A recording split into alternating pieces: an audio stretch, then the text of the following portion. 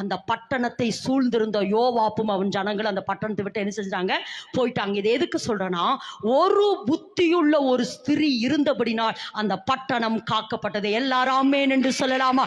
ஒரு புத்தியுள்ள ஸ்திரீ, பெத்மாக்காவாகிய ஆபேல் பட்டணத்துல ஒரு புத்தியுள்ள ஒரு ஸ்திரீ இருந்தபடினாலே அந்த பட்டணம் என்ன செஞ்சுட்டாமா, காக்கப்பட்டது. அப்ப நான் என்ன சொல்றேன், ஒரு பட்டணத்துக்கே ஒரு புத்தியுள்ள ஒரு ஸ்திரீ இருந்தானா, அதாவது ஒரு பட்டணத்துல ஒரு 30 லட்சம் ஜனங்க இருக்கிறாங்கன்னு வைங்களேன், ஒரு 30 லட்சம் ஜனங்களை காக்கிறதுக்கு ஒரு புத்தியுள்ள ஸ்திரீ இருந்தானா, நம்ம வீட்டுக்குள்ள ஒரு 5 பேர் தாங்க இருக்கிறோம்.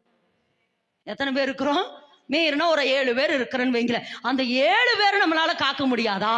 அதை நம்ம காக்க முடியாது. காக்க முடியுமா? முடியாதா?